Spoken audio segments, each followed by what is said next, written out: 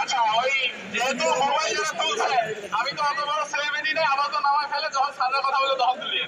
আচ্ছা, প্রথমত আমি এই ক্যাম্পাসে 2014 সালে এসেছিলাম। 5 তলাতে আরএসি ডিপার্টমেন্টের আমি ছাত্র ছিলাম।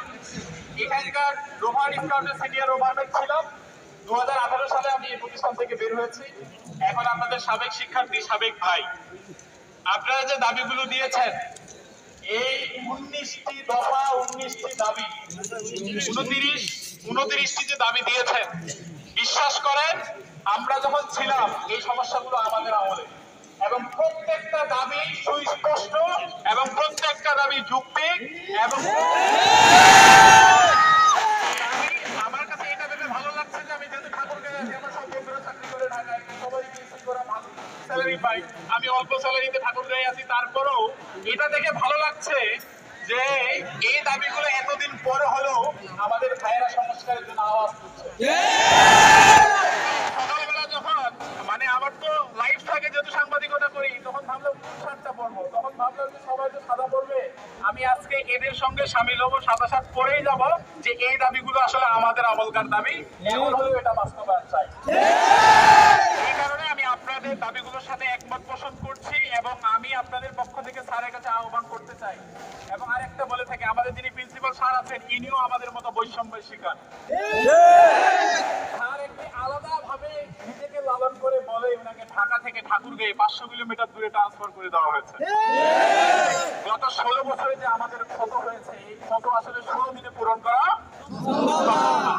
সেই কারণে আমি আপনাদের আহ্বান করব, পলিটেকনিক তো 6 মাস সেমিস্টার, 1 মাস ছুটিতে যায়, 1 মাস বলে মিডটার্মে যায়, 1 মাস পরীক্ষায় যায়, 1 মাস বৃহস্পতিবার শুক্রবার বাড়িতে যায়, দেখেন যে ডিপ্লোমা শেষ হয়ে যায় হুড় হুড় করে। আর বাড়ি থেকে শুনতে হয় ডিপ্লোমা শেষ হলে মেলা টাকার চাকরি, ডিপ্লোমা শেষ হলে আরেক মানসিক প্রেসারে পড়তে হয়। আমরা আসলেই অনেক শান্ত শিষ্ট আমরা মনে করি পলিটেকনিকের ছাত্ররা। আমি আপনাদেরকে আহ্বান করছি, আপনাদের যে দাবিগুলো রয়েছে, এই দাবিগুলো এখানে যারা আছে, যারা এখানে আয়োজক, যারা বড় ভাই আছে, তারা এই দাবিগুলো সম্মানিত শিক্ষকদের স্যারদের কাছে বলবেন, এবং স্যাররা এই দাবিগুলো যতদিনের মধ্যে করা সম্ভব, আমরা সময় দিতে পারবো না বেশি, যত দ্রুত করা সম্ভব এই দাবিগুলো স্যাররা যাতে করে বাস্তবায়ন করে। তবে স্পষ্ট সত্য হচ্ছে যে গত 16 বছরে আসলে আমরা ঠিক মতো কথা বলতে পারিনি, সেই কারণে আমরা তো বুঝি, সেই কারণে স্যারদের একটু আমাদেরকে সময় দিতে হবে। গতকালকে হাসনাত আব্দুল্লাহ, যে বৈষম্য বিরোধী সমন্বয়ক ছিল, সেও বলেছে যে এখন আপনারা 8 দফা, 16 দফা, 11 দফা নিয়ে কথা বলছেন, এতদিন তো আপনারা কথা বলেননি, অতএব 16 বছরের ক্ষত সময় দিতে হবে। আমি কি হাসনাত আব্দুল্লাহর সংবাদ সম্মেলনের কথা আপনাদেরকে শোনাবো?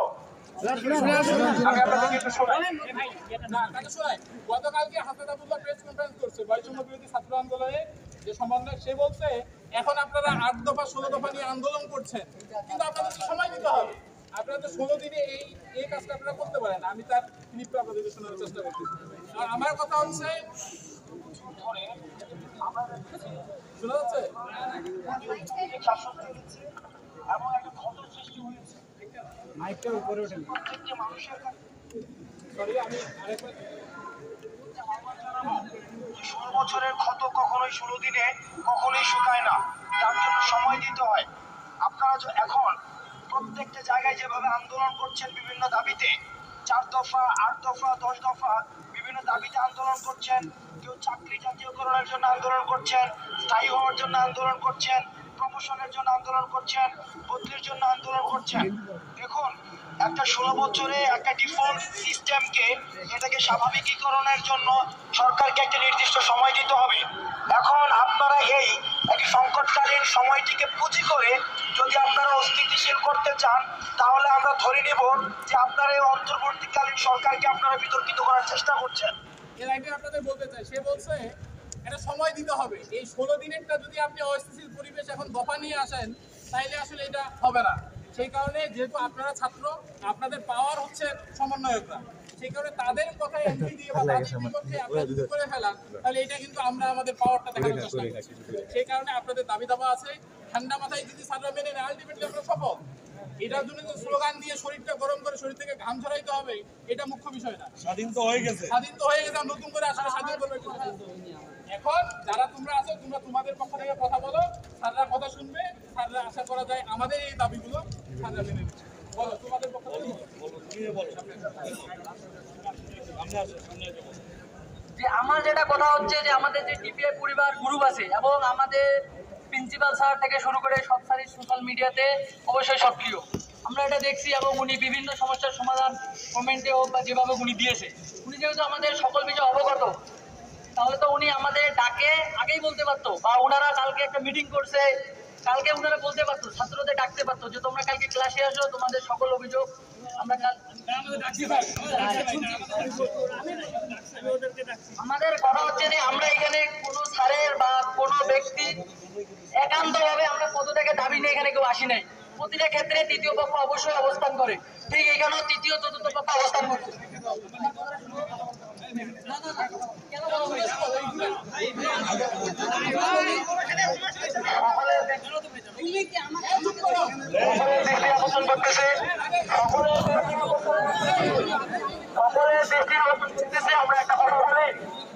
আমরা এটা বিশ্বাস করি আমাদের অধ্যক্ষ স্যার সবসময় ছাত্রদের পাশে ছিল, আছে এবং ভবিষ্যতে থাকবে। আমাদের আবদার করার মতো জায়গা আমাদের অধ্যক্ষ। আবদার সেখানেই করা হয় যেখানে আবদারের ফল রাখা যায়, ফল পাওয়া যায়। আমাদের অধ্যক্ষ স্যার কালকে আমাদেরকে বলছে তাদের সাথে বসতে, আমাদের দাবিগুলো জানাইতে। আমরা স্যারকে স্পষ্টভাবে বলে দিচ্ছি আমরা আমাদের শান্তিমূল্য কর্মসূচি ডাক দিচ্ছি। আমরা আমাদের দাবিগুলো সকল সাধারণ শিক্ষার্থীদের সামনে উপস্থাপন করব।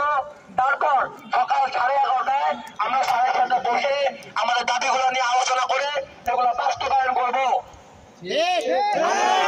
আমাদের সকল শিক্ষক আমাদের গুরুজন, কোন শিক্ষকের বিরুদ্ধে আমাদের একান্তভাবে ব্যক্তিগত কোন শত্রুতা থাকা যাবে না। যদি কোন শিক্ষক প্রকৃতভাবে প্রতিষ্ঠানের বাজেট নিয়ে টেন্ডারবাজি করে, দুর্নীতি করে, কলেজের সকল ছাত্রছাত্রীর হক নিজে যদি মেরে খায়, আমরা সেই শিক্ষকের বিরুদ্ধে রুখে দাঁড়াবো ইনশাআল্লাহ। আমাদের একটা কথা মনে রাখতে হবে, যেখানেই অন্যায় সেখানেই করতে হবে প্রতিবাদ। আমরা একটা কথাতে না বললেই নয়, আমি একদম 100% শিওর হয়ে বলতে পারবো আমাদের পলিটেকনিকের 95% স্টুডেন্টের অভিযোগ রেজিস্টার শাখা নিয়ে। সকলকে ওখান থেকে অব্যাহতি করতে হবে। আমি দাবিগুলো বলো, আমরা তো দাবিগুলো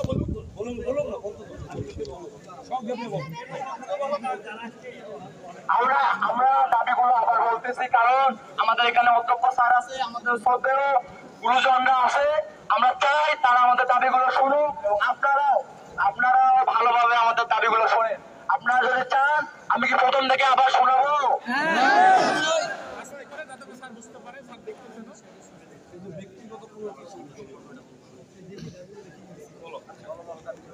আমাদের বিরোধী ছাত্র আন্দোলন নাম বলা যাবে, কারণ তাদের নির্দেশনা নাই যে এইভাবে করে দফা দিয়ে আন্দোলন করা। তোমাদের দাবি দেবো। ঠাকুরগাঁও পলিটেকনিক ইনস্টিটিউটের সকল শিক্ষার্থীদের পক্ষে যে দাবি সমূহ: নাম্বার 1, ইনস্টিটিউটে হাতে কলমে কারিগরি কাজ শেখানো নিশ্চিত করতে হবে। অতি দ্রুত দুর্নীতি বা শিক্ষকদের সংস্কার এবং অপসারণ করতে হবে। রেজিস্ট্রার শাখার দুর্নীতি এবং চাঁদাবাজি চিরস্থায়ীভাবে বন্ধ করতে হবে এবং দায়িত্বরতদের বদলির ব্যবস্থা করতে হবে। আমাদের প্রতিষ্ঠানে একটি ডিপার্টমেন্ট সব স্থাপনের ব্যবস্থা করতে হবে। প্রতিষ্ঠানের ক্যান্টিনের ব্যবস্থা করতে হবে। সংশ্লিষ্ট বিভাগ অনুযায়ী বিভাগীয় প্রধান নিয়োগ করতে হবে। পাশাপাশি যদি কোনো শিক্ষক কর্মচারী আমাদের কলেজের সাথে টেন্ডারবাজি করে, তার বিরুদ্ধে আমরা সরাসরি অ্যাকশনে যাব এবং তাকে বাধ্যতামূলক পদত্যাগ করতে হবে। 2023-24 অর্থ বছরের সম্ভাব্য বাজেটগুলোর মধ্যে মেয়েদের জন্য বরাদ্দকৃত হোস্টেলের ব্যবস্থা করার কথা ছিল, কিন্তু তা বাস্তবায়ন রূপরেখা এখন পর্যন্ত দেখা যায়নি। সে ব্যাপারে দ্রুত ব্যবস্থা গ্রহণ করতে হবে এবং আমাদের বোনদের নিরাপত্তা জোরদার করতে হবে।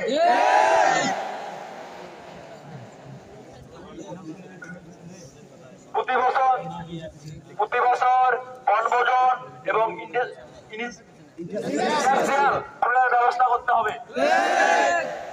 শিক্ষার্থীদের ব্যবহৃত ল্যাব, টয়লেট, ক্লাসরুম এবং কম্পিউটার পরিষ্কার পরিচ্ছন্ন রাখতে হবে। পানির ব্যবস্থা করতে হবে এবং নিয়মিত নজরদারি করতে হবে।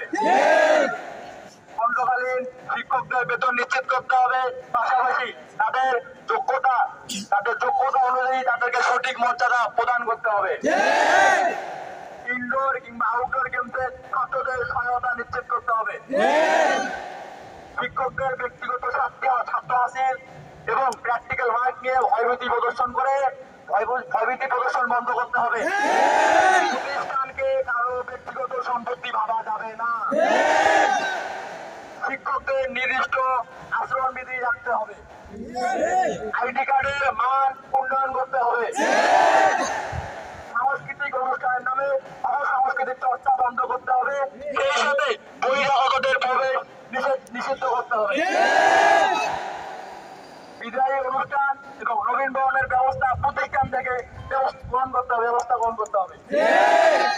আমাদের প্রাতিষ্ঠানিক ওয়েবসাইটে সবসময় চালু রাখতে হবে এবং সকল ধরনের নোটিশ আমাদের ওয়েবসাইটে প্রকাশ করতে হবে।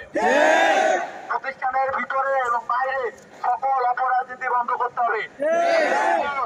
যে সকল শিক্ষকগণ আমাদের যৌক্তিক দাবির বিরুদ্ধে ছিল তাদের সংস্কার অপসারণ বাধ্যতামূলক করতে হবে।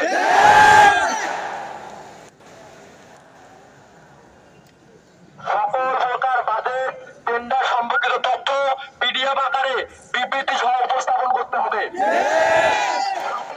বাজেটের অর্থ কোথায় ব্যবহার হয়েছে, কোথায় হচ্ছে তা সম্পূর্ণভাবে ব্যাংক স্টেটমেন্ট সহ বাংলায় আমাদের অফিসিয়াল ওয়েবসাইটে প্রকাশ করতে হবে। আলাদাভাবে ক্লাস নির্দেশ করতে হবে। সেই সাথে শতভাগ উপস্থিতি বাধ্যতামূলক করতে হবে। সকল ধরনের নষ্ট কম্পিউটার, ফ্যান, এসি মেরামত করতে হবে। সেই সাথে সকল কম্পিউটারে সকল ধরনের যাবতীয় প্রয়োজনীয় সফটওয়্যার রাখতে হবে। 200 MBPS এর একটি পাবলিক ইন্টারনেট কানেকশনের ব্যবস্থা করতে হবে। প্রতিটি ল্যাবে উচ্চ গতির ইন্টারনেট ব্যবস্থা রাখতে হবে। নতুন করে দক্ষ শিক্ষক কম্পিউটার ল্যাবে নিয়োগ করতে হবে। বর্তমান যারা আছে তাদেরকে প্রশিক্ষণের আওতায় এনে প্রশিক্ষণ দিতে হবে। ডিপার্টমেন্টের ল্যাব সুনিশ্চিত করতে হবে। সেই সাথে উপযুক্ত ল্যাব সহকারী সুনিশ্চিত করতে হবে।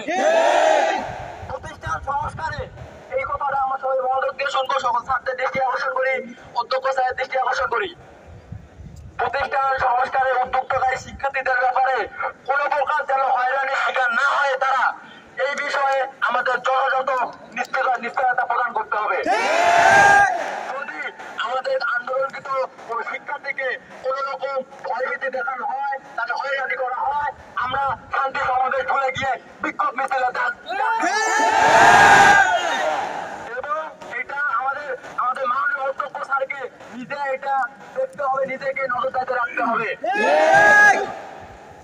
সকল শিক্ষক এবং শিক্ষার্থীদের মত প্রকাশের স্বাধীনতা দিতে হবে। দাবিসমূহ 3 কর্মদিবসের মধ্যে প্রতিষ্ঠানের ওয়েবসাইটে বিবৃতি প্রদান এবং 7 কর্মদিবসের মধ্যে বাস্তবায়ন করতে হবে। উক্ত যৌক্তিক দাবিসমূহ মানতে অক্ষম হলে ক্ষমতা হস্তান্তর করতে হবে।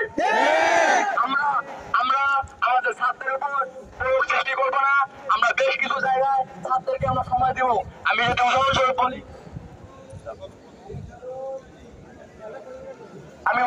বলতেছি, আমরা যদি বলি 7 দিনের মধ্যে ক্যান্টিন, এটা কিন্তু সম্ভব না। আমরা যদি বলি 7 দিনের মধ্যে আমাদের গার্লস হোস্টেল লাগবে, এটা সম্ভব না। তবে এটা বাস্তবায়নের জন্য কাজ করতে হবে। আমাদের লাইব্রেরিয়ান যুক্ত করতে হবে। আমাদের জিম সমাজের উন্মুক্ত করতে হবে। আরেকটা কথা না বললেই নয়, সকলের দৃষ্টি আকর্ষণ করতেছি।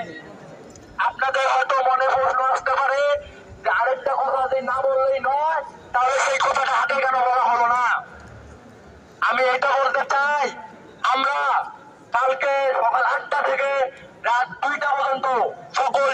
ব্যক্তিদের সাথে বসে কথা বলে আমরা এই সিদ্ধান্ত নিয়েছি। এবং আমি এখন যে সিদ্ধান্তটা জানাচ্ছি, যে দাবিটা জানাচ্ছি, এটা আমাদের সকল শিক্ষার্থীদের মতামতের ভিত্তিতে আমরা এই সিদ্ধান্তটা নিয়েছি। আমরা কি সবাই শুনবো সিদ্ধান্তটা?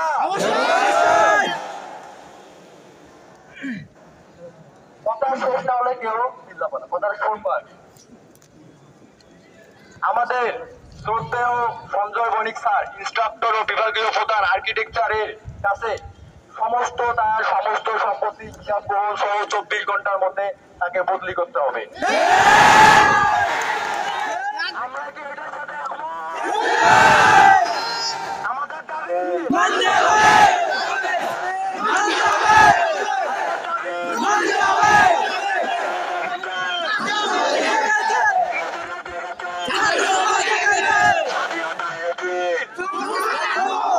স্বাধীনতা এনেছি, সংস্কারও আনবো। স্বাধীনতা এনেছি, স্বাধীনতা এনেছি। একটা কথা বলে রাখি, প্রিয় ভাই বোনেরা আমার, আজকের পর থেকে যেখানে কোন শিক্ষার্থী হয়রানি শিকার হবে, যেখানেই কোন শিক্ষার্থীর কাছে আর্থিক কোন দাবি করা হবে, সেখানে সকল শিক্ষার্থী, যদি একজন শিক্ষার্থী থাকে, ওই অবস্থায় তাকে প্রতিবাদ করতে হবে। আমি সকলের কাছে একটা কথা বলতে চাই, আমাদের দাবিগুলো যদি সঠিকভাবে মানা না হয়, আমরা আবার কর্মসূচি চাপ দিব। আমাদের এই কর্মসূচিগুলো আজকের মতো কলেজে রাখবো না। আজকে আমাদের কর্মসূচি হচ্ছে ঠাকুরগাঁ পলিটেকনিক ইনস্টিটিউটের সকল প্রকার অন্যায়ের প্রতিবাদ এবং সাধারণ শিক্ষার্থীদের অধিকার আদায় দাবি শান্তি হবে, কিন্তু পরবর্তীতে এটা শান্তি হবে থাকবে না।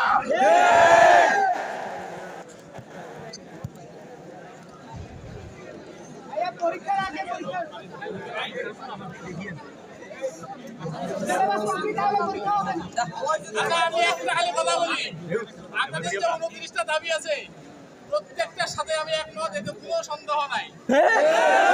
আপনাদের পক্ষ থেকে একজনকে প্রিন্সিপালের দায়িত্ব দিতে চাই, স্যারের অনুমতি নিয়ে, যে আপনারা যে দাবিগুলো দিয়েছেন এই দাবিগুলো আপনাদের সময় অনুযায়ী আপনারা বাস্তবায়ন করতে পারবেন, এইরকম কে দায়িত্ব দিবেন? একজন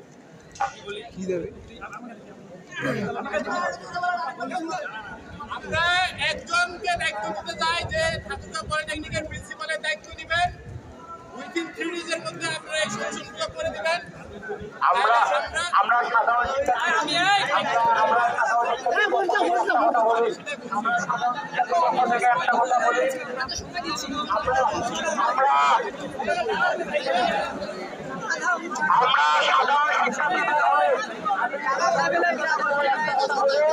আমরা এখানে কেউ প্রিন্সিপাল আসিনি।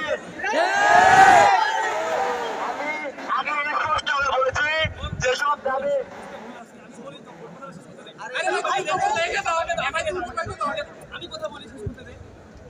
প্রত্যেকটা দাবি, মানে আমরা যদি প্রিন্সিপাল হই, আমাদের মধ্যে থেকে কেউ, ঠিক আছে, সবার পক্ষে যতগুলো দাবি আছে এগুলো একদিনে সম্ভব না করাটা। যেগুলো সম্ভব উনি এটা আমাদের অঙ্গীকারনামা দিবে, যেগুলো সম্ভব দ্রুত করার উনি করবে। আমাদের এই মুহূর্তে দেশের পরিস্থিতি যে মানে স্বৈরাচারী সরকার, আওয়ামী লীগ সরকার সবকিছু রিজার্ভ থেকে শুরু করে সবকিছু আমাদের ধ্বংস করে দিছে।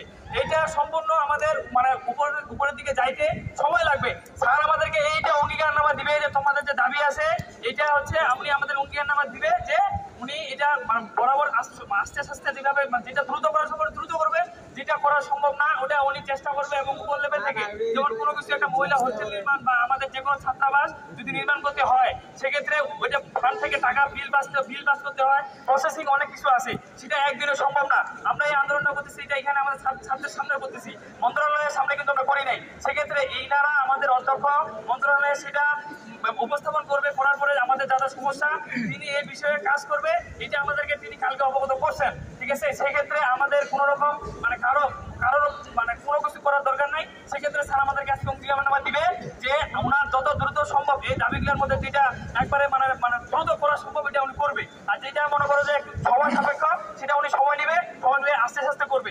যদি সেটাও যদি মানে পরবর্তীতে আজকে যে জিনিসটা 3 মাসে করা সম্ভব সেটা যদি 1 বছর নিয়ে চলে যায় তাহলে আমরা মানবো না, ঠিক আছে। তাহলে আবার পুনরায় আমরা আমাদের সমাবেশে ডাক দিব, শেষ। সেক্ষেত্রে এখন স্যার আমাদের সাথে কথা বলবে। স্যার উনার মূল্যবান বক্তব্য দিয়ে আমাদের কথা বলবেন।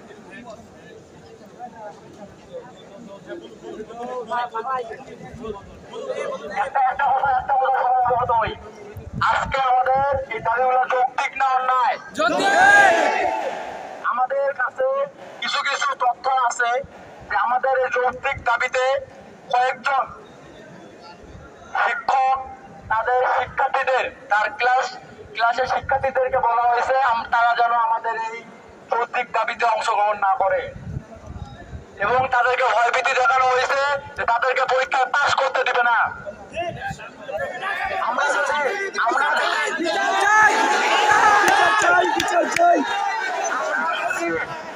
যদি সঠিক তথ্য প্রমাণ হাতে পাই ওই স্যারকে সেই দিন সেই মুহূর্তে 24 ঘন্টা আমাদের পদত্যাগ করতে হবে।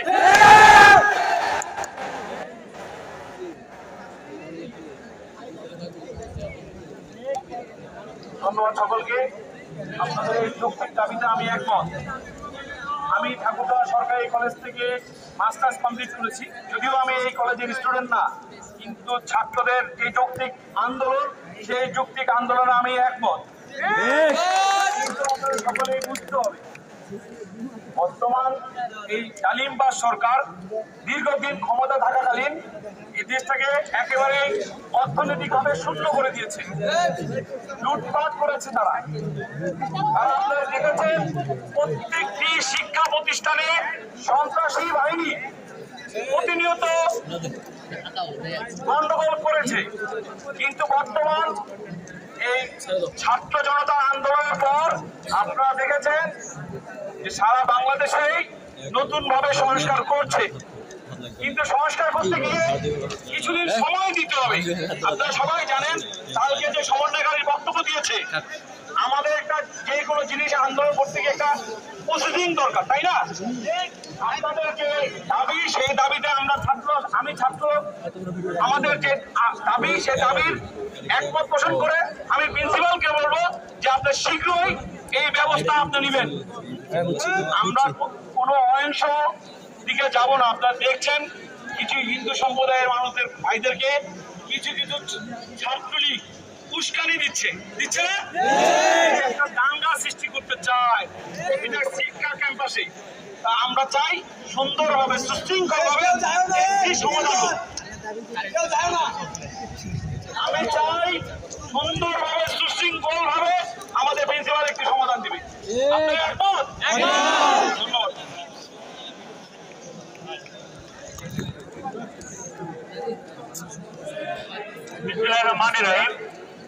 প্রিয় শিক্ষার্থীবৃন্দ, আমি তো তোমাদের এখানে 3 বছর হলে এসেছি, তাই না? তোমরা হয়তো জানো না যে আমি এইখানে আসার আগে আমি কারিগরি শিক্ষা বোর্ডে ছিলাম। কারিগরি শিক্ষা বোর্ডে 3 মাস থাকার পরে কিছু লোকজন আমার পিছনে লেগে তারা আমাকে কারিগরি শিক্ষা বোর্ডে চাকরি করতে দেয় নাই। আমি যার কারণে পরবর্তী সময়ে নিজেই স্থির করে এখানে ঠাকুরগাঁও আমার চয়েস নিয়ে আসছি যে আমি যেহেতু বোর্ডে চাকরি করবো না, আমি ঠাকুরগাঁতে যাবো। যেহেতু আমি ঠাকুরগাঁও এর আগে কখনো আসি নাই, যার কারণে আমার কিন্তু ঠাকুরগাঁও একটা চয়েসই ছিল।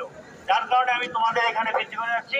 আমার প্রিয় শিক্ষার্থীবৃন্দ, আমার মনে হয় না তোমরা কোনোদিন আমাকে যদি হোয়াটসঅ্যাপেও যদি কেউ কোনো মেসেজ দেয় সেটার জবাব পাও না, এই সংখ্যা আমার মনে হয় নাই।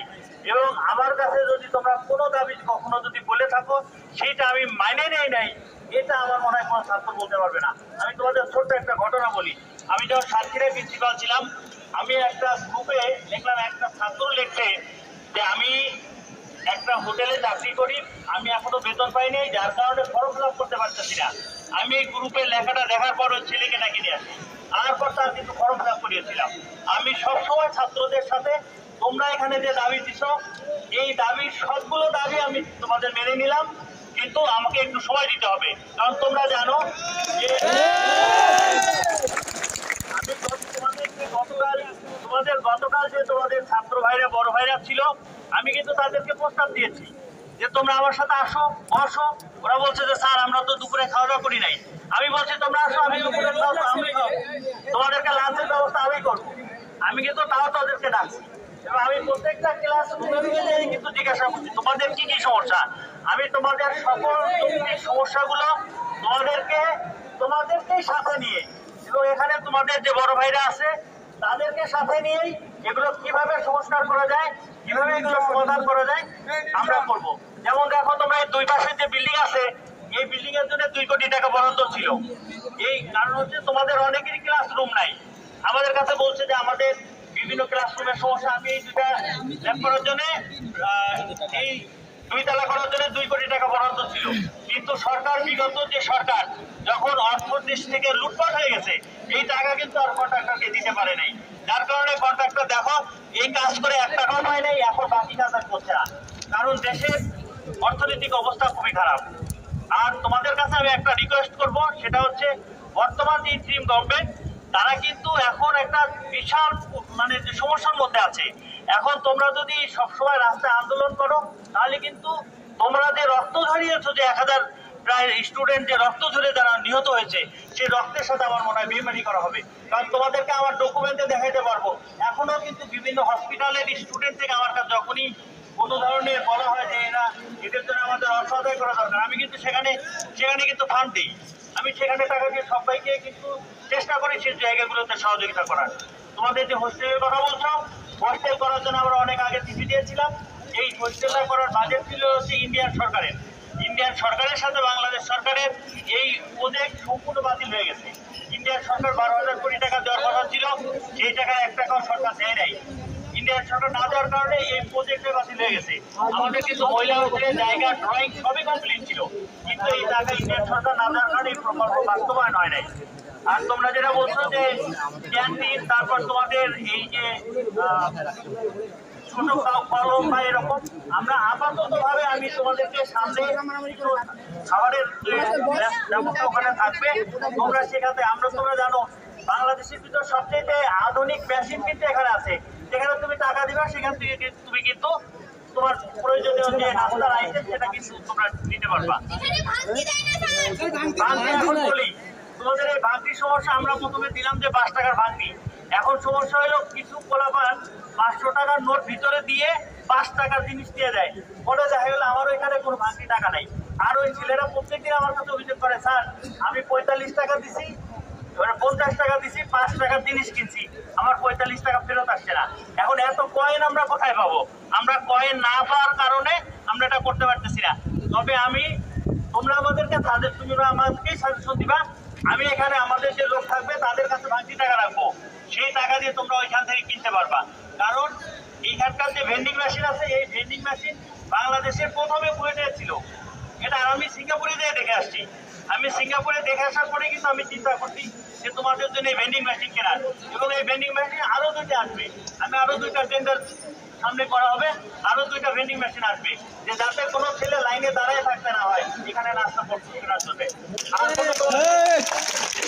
তোমাদের যেটা বলছো যে কোনো শিক্ষার্থীর এই যে আন্দোলন করতেছো তাদের কোনো প্রকার হয়রানি, আমি তোমাদের নিশ্চয়তা দিচ্ছি, যদি কোনো টিচারের এরকম কোনো কিছু পাওয়া যায়, কোনো শিক্ষার্থীকে যদি হয়রানিমূলক, তার বিরুদ্ধে আমি আইনানুগ ব্যবস্থা নিব। তোমরা জানো যে আমি কখনোই আমি কোনো শিক্ষককে প্রশ্রয় দিই না। আমি যদি কোনো ছাত্রকে, আমি প্রত্যেকটা ক্লাসে দিয়ে তোমাদের বলি, তোমরা আমাকে বলো যে কোন টিচার ক্লাসে আসে নেই। আমি যদি কোনো টিচার সে আমি বলছি আপনি যেই হন, আপনি যত ক্ষমতাধর হন, বেতন তো আমি দিই, সরকার আমাকে টাকা দেয়, বেতন আমি দিই। শিক্ষার্থীদের কোনো দাবি আপনারা আমার কাছে বলবেন এটা হবে না। তবে আমি তোমাদের কাছে একটা জিনিস বলি, তোমরা এখানে বলছো বাথরুম পরিষ্কার রাখা, হ্যান্ড ওয়াশ দেওয়া, আমি কিন্তু তোমাদের এই দাবির আগেই করেছি। দুঃখের বিষয় আমি তোমাদের কাছে বলতে চাই, এই বাথরুমগুলোর যে ফিটিংস লাগানো হয়েছে নতুন, এইগুলো তোমাদের ভিতরকারই কিছু ছেলে যারা তোমাদেরকে উচ্ছৃঙ্খল দেখাতে চায়, তারা এগুলো ভেঙে ফেলছে। আমার কাছে খারাপ লাগে। আমি কিন্তু তোমাদের জন্য হ্যান্ড ওয়াশের ব্যবস্থা করেছি, আমরা পানির লাইনের ব্যবস্থা করেছি, আমরা যেটা উঠে একদম ফ্রেশ পানি, একদম ইউটিলাইজেশন হয়ে যেটা একদম 0 মিনারেল ওয়াটার হয়ে পানি যায়, সেই পানির ব্যবস্থা প্রত্যেক জায়গায় করা আছে। তোমরা বাথরুম ব্যবহার করার সময় পানি ব্যবহার করবে, তাহলে এই বাথরুমে গন্ধ হবে না। কারণ আমরা প্রত্যেকদিন সকালে বাথরুমগুলো ওয়াশ করাই, কিন্তু পরবর্তী সময় দেখা যায় যে বাথরুমে যারা যায় তারা দেখা যায় পানি ব্যবহার না করার কারণে এই গন্ধগুলো হচ্ছে। আমার মনে হয় তোমাদের প্রত্যেকটা দাবি এবং আমাদের যে বাজেট আমাদের ওয়েবসাইটে বাজেট আপলোড করা থাকে, এবং এখানে এপিপি আকারে, যেটাকে বলা হয় অ্যানুয়াল প্রকুরমেন্ট প্ল্যান, আমি এক বছরে কি কি ক্রয় করব সেই অ্যানুয়াল প্রকুরমেন্ট প্ল্যান আমাদের ওয়েবসাইটে, সেটা আমাদের ওয়েবসাইটে কিন্তু পাওয়া যায়। আমাদের ওয়েবসাইট থেকে দেখে নিতে পারবা আগামী অর্থ বছরে আমরা কি কি জিনিস আমরা এখানে ক্রয় করব। আমরা সেইটা এখনো যদি ওয়েবসাইটে আপলোড করা না থাকে তাহলে আমি কিন্তু সেটা আমি তোমাদেরকে ওয়েবসাইটে আপলোড করে দেবো, তোমরা দেখতে পারবা আগামী অর্থ বছরে আমার বাজেট কত এবং আমার কি কি জিনিস ওয়েবসাইটে আপলোড করা নাই যদি না থাকে আমি আজকের ভিতরেই ওয়েবসাইটে আপলোড করার ব্যবস্থা করব। শিফটের আরেকটা বিষয় তোমাদেরকে বলি, উভয় শিফটের ক্লাস আলাদা আলাদা। এখানে বাবা আমি তোমাদের কাছে বিনীতভাবে অনুরোধ জানাইতেছি তোমাদের স্বার্থে, এখন আমার টিচার নাই, 82 জন টিচারের ভিতরে আমার টিচার আছে মাত্র হচ্ছে 26 জন। 26 জন টিচারের ভিতরে সবসময় 6 জন টিচার থাকে ট্রেনিং এ, 5-6 জন আরো বেশি, 20 জন টিচার থাকে। 82 জন টিচারের ভিতর 20 জন টিচার থাকে, তার মানে কত হয়? 60 জনই নাই। আমি এটা করেছি হলো আমার কাছে যখন কমপ্লেন আসলো যে আমরা যে বাইরে থেকে টিচার নিচ্ছি সেই টিচাররা পড়াইতে পারে না, আমি মন্ত্রণালয়ের সাথে কথা বলছি, আমি ডিজি অফিসে কথা বলছি, তারা বলছে আপনারা যদি 80 জনের কম হয় সেই স্টুডেন্টকে একই গ্রুপে নেন তাহলে আপনি আপনার ভালো টিচারদেরকে দিতে পারবেন। তোমাদের ভালোর জন্য এভাবে এটা করেছি। আর একটা হচ্ছে আমাদের যে অস্থায়ী খণ্ডকালীন শিক্ষক আছে, বাবা আমার তোমাদের এই টাকা দিয়ে তোমাদের এই টিচারদের আমি বেতন দিই, তোমরা আমার সাথে বসো, যদি এখানকার টাকা যদি তোমরা বেশি দিতে পারো আমি দিব, আমার আপত্তি নাই। কারণ হলো তোমরা 375 টাকা করে দাও। আমি কালকে তোমাদের দেখছি যে এই পর্বের টাকা হচ্ছে 1271 জনের, তোমরা নিজেরাই ক্যালকুলেটারে গুণ দাও যে 1271 গুণ 375 কত টাকা হয়। সেই টাকা দিয়ে আমি কিন্তু এই খণ্ডকালীন শিক্ষকদের বেতন দিই। খণ্ডকালীন টিচার আমার কাছে গেছিল যে স্যার আমার বেতন বাড়াইতে হবে, আমি যদি এখন বেতন বাড়াই দেই আগামী বছর গত সেমিস্টারে তোমাদের 31 জন টিচার দিতে হয়েছে আমাকে, তাহলে আমি কিন্তু এই টিচার দিতে পারবো না। তোমাদেরকে এটা বুঝতে হবে। তোমাদের যে কোনো বিষয় যে কোনো কনফিউশন থাকলে সরাসরি আমার কাছে আসবা। তোমাদের টাকা কোথায় খরচ হচ্ছে আমি শুনছি যে তোমাদের মসজিদের টাকা কোথায় যায়, সাইকেল গ্যারেজের টাকা কোথায় যায়। সাইকেল গ্যারেজে একজন লোক নিয়োগ করা আছে, তোমাদের কাছ থেকে যে 20 টাকা করে নেওয়া হয় সেই টাকায় কিন্তু সাইকেল গ্যারেজে তার বেতন হয় না। সেই বেতনের টাকা আমার আবার তোমার 375 টাকা দিয়ে তোমরা অপ্রত্যাশিত খাতে টাকা দাও অথবা বিবির দিয়ে 100 টাকা দাও, সেই খাত থেকে মেটাইতে হয়। যার কারণে তোমাদের এখানে ছাত্র কম, আমার যখন টাকা কালেকশন করি স্টুডেন্ট কম থাকার কারণে পারতেছি না। তো তোমাদের সবাইকে ধন্যবাদ। যদি আমার উপর আস্থা রাখো আমি তোমাদের প্রত্যেকটা জিনিস বাস্তবায়ন করবো এবং তোমাদের যারা এখানে সমন্বয়ক যারা আছে তারা আমার সাথে যোগাযোগ রাখবে, আমি তাদের সাথে যোগাযোগ রেখে তোমাদের সাথে যোগাযোগ রেখে আমি তোমাদের সকল কাজ বাস্তবায়ন করবো। মেয়েদের জন্য একটা বাথরুম কেন? এত বড় কলেজে একটা বাথরুম কেন?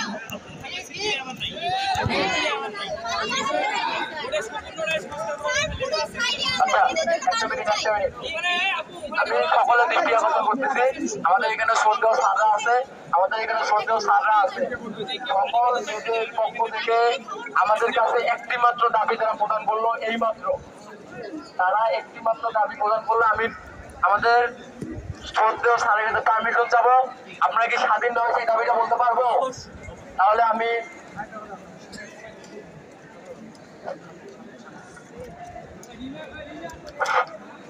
আমাদের ক্লাসের সাধারণ স্যার আমাদের মেয়েদেরকে বেশি করে দেখতে পারে না, তাদেরকে বরখা করতে নিষেধ করে, বরখা করলে তাদেরকে অপমান করে।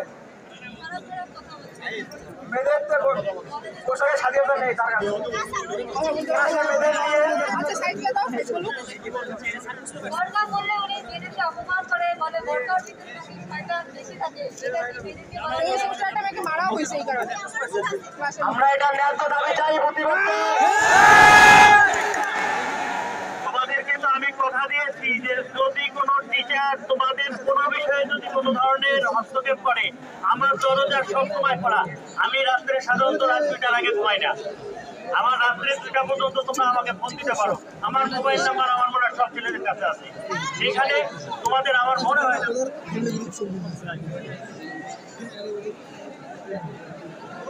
হ্যাঁ, আমার প্রিয় প্রিয় শিক্ষার্থীবৃন্দ, তোমাদের যদি আর কোনো কথা না থাকে আমি তোমাদেরকে ধন্যবাদ জানিয়ে এবং আমি কথা দিচ্ছি যে পরীক্ষা শেষ হওয়ার আগে, আমাদের সিলেবাস শেষ হওয়ার আগে যেন পরীক্ষার শীত না হয়। আচ্ছা, আমি তোমাদের যে পরীক্ষার এটা সিলেবাসের কথা, এটা হচ্ছে কারিগরি শিক্ষা বোর্ডের। আমি কারিগরি শিক্ষা বোর্ডের চেয়ারম্যানের সাথে কথা বলবো, যে কারিগরি শিক্ষা বোর্ডের চেয়ারম্যান প্লাস বাংলাদেশের যত প্রিন্সিপাল আছে, আমি কিন্তু একজন সিনিয়র প্রিন্সিপাল, আমি চেয়ারম্যান এবং অন্য প্রিন্সিপালদের সাথে কথা বলবো, যাতে যদি কোর্স কমপ্লিট না হয়, যতটুকু কোর্স করা হবে তার ভিতরে পরীক্ষার ব্যবস্থা নেওয়া হবে।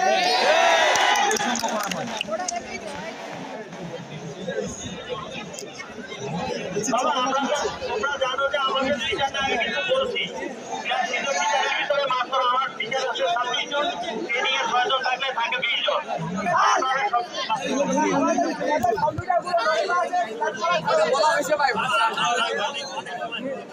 তাই আমি বলবো সব টিচারকে ফোন করে কেন ক্লাসে নিয়ে আসতে হবে, আর হচ্ছে আমাদের ক্লাসরুম পরিষ্কার রাখতে হয়। তাহলে ক্লাসরুমের সামনে কেন কোনো ঝুড়ি রাখা হলো না? হ্যাঁ, বুঝছি। আজকে কিসের জন্য ময়লা পরিষ্কার করতে হয়? এখন এখানে নিয়ে যেতে হবে।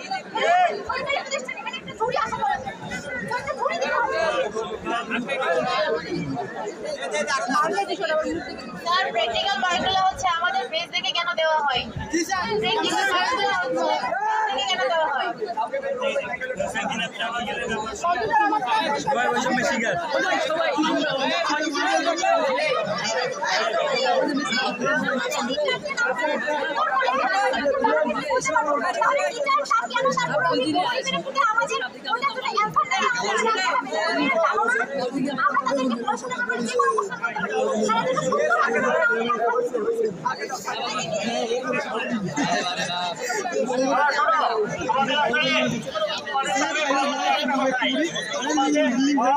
তোমাদের সাথে কথা বলে তোমাদের যা যা সমস্যা আমি সমাধান করব।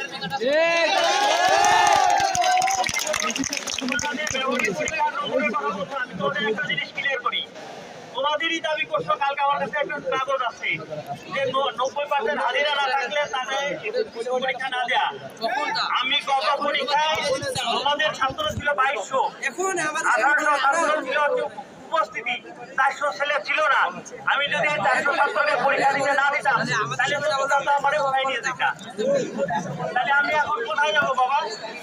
তো যার কারণে আমি কিন্তু তোমাদের সবার কথাই চিন্তা করি। আমি তোমাদের অভিভাবককে ডাকি নিয়ে কথা বলছি, বাবা যাতে ক্লাস 5 পরীক্ষা তোমরা ভালো থাকো। আমরা যাই কি মেধা না কোটা? মেধা, মেধার জন্য আমরা প্রত্যেকদিন ক্লাসে থাকবো এবং যেটা প্র্যাকটিক্যালের নম্বর, এটা কিন্তু তোমাদের সাথে আলোচনা করে আমি বলছি। যে স্টুডেন্ট ক্লাসে থাকবে তাদের মার্কস থাকবে প্র্যাকটিক্যালে 90%। শুনো, যারা ক্লাসে থাকবে তাদের প্র্যাকটিক্যাল মার্কস থাকবে 90%, আর যাদের ক্লাসে থাকবে না তাদেরকে শুধু পাস মার্কস দেওয়া হবে। কারণ এটা তো তোমাদের দাবি, এটা তো আমার দাবি না। এখানে একজন ছেলে ক্লাস করে নাই, তাকে দেওয়া হয়েছে 50-এর ভিতরে 5 মার্ক 20। সেটার জন্য যদি তোমরা বলো যে এটা স্যার অন্যায় করছেন, আমি মনে করবো যে তোমাদের সাথে আমি অন্যায় করি। তোমাদের সবাইকে ধন্যবাদ। তোমাদের প্রত্যেকটা বিষয় তোমাদের এরকম কথা আছে যে আমাদের সঞ্জয় অনুষ্ঠানের সিদ্ধান্তটা সকালে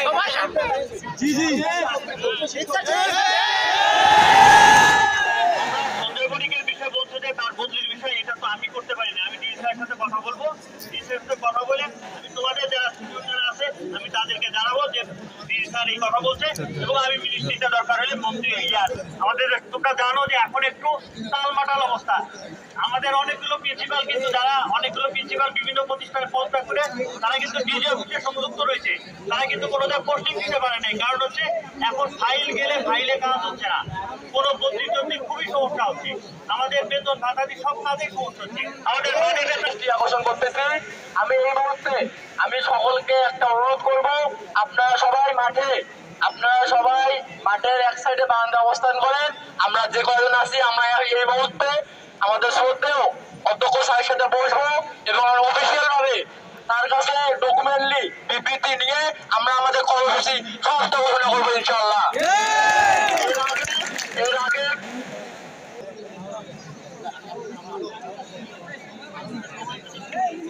আমরা একটা কথা মনে রাখবো, আমাদের দাবি আদায় না হওয়া পর্যন্ত আমরা কোথাও যাবো না।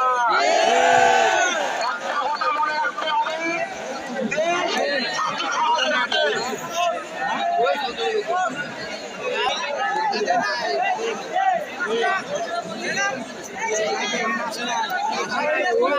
Hey!